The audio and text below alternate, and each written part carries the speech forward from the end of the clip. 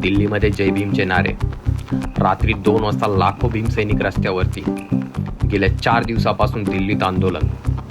Media एकही आंदोलन दाखवत नाहीये. नेमकं का आणि कशामुळे?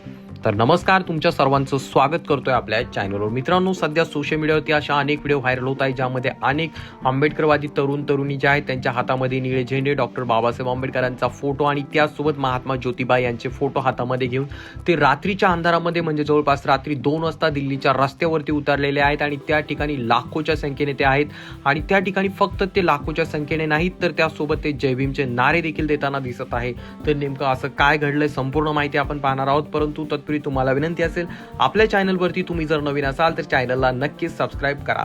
मित्रांनो, तुम्हाला सांगू इच्छितो, सध्या जे आहे जेवढे काही हिंदी भाषिक राज्य आहेत किंवा जेवढे काही यूपी बिहार या साईडचे जेवढे राज्य आहेत त्या ठिकाणी असणारा आंबेडकर समुदाय मोठ्या प्रमाणात पेटून उठलेला आहे. त्या ठिकाणचे आंबेडकरवादी तरुणी जे आहेत रस्त्यावरती उतरलेले आहेत. मेन म्हणजे दिल्लीमध्ये असणारे आंबेडकरी समुदाय मोठ्या प्रमाणात तापलेला आहे आणि रस्त्यावरती उतरलेला आहे. त्यास कारण आहे UGC 2026. मित्रांनो, तुम्हाला सांगू इच्छितो, गेल्या काही दिवसापूर्वी सरकारकडनं एक बिल आणण्यात आलेलं होतं. ते होतं UGC 2026. त्याच्यानुसार जे आहे त्या ठिकाणी असणाऱ्या कॅम्पसमध्ये विद्यार्थ्यांवरती कुठल्याही प्रकारचा जातीय अत्याचार अन्याय होणार नाही याची खात्रीदारी घेतली जाणार होती.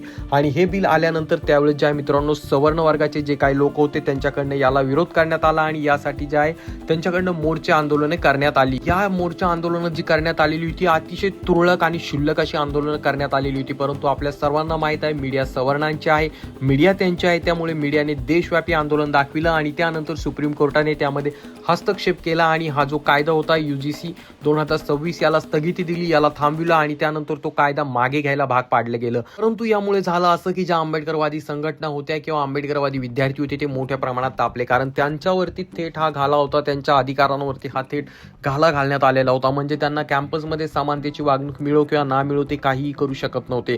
जर UGC 2026 लागू झाला असता आणि त्या ठिकाणी जर एखाद्या विद्यार्थ्यावरती किंवा विद्यार्थिनीवरती कुठल्याच जाती अन्याय अत्याचार झाला असता किंवा हॉस्टेलमध्ये त्याला रूम देण्यासाठी दिरंगाई करण्यात आली असती तर त्या ठिकाणी अक्षरशः त्या कॉलेजवरती कारवाई करण्यात आली असती आणि प्रत्येक कॉलेजला एक कमिटी स्थापन करायची होती. ते कमिटी जी आहे त्या ठिकाणी या सर्व गोष्टींवरती देखरेख करणार होती आणि त्या कमिटीमध्ये सर्वच्या सर्व SC कॅटेगरीतीलच लोक राहणार होते. त्यामुळे ही सर्वात मोठी गोष्ट होती.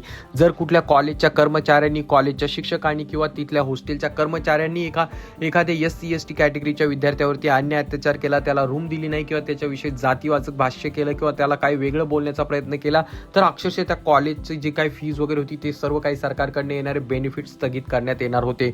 परंतु या विरोधात आंदोलन करण्यात आलं आणि काही तुरळक ठिकाणी आंदोलन झालं. परंतु सवर्ण मीडियाने त्या ठिकाणी असं खूप मोठं आंदोलन केलंय असं दाखविलं आणि हा कायदा स्थगित करण्याचं काम केलं.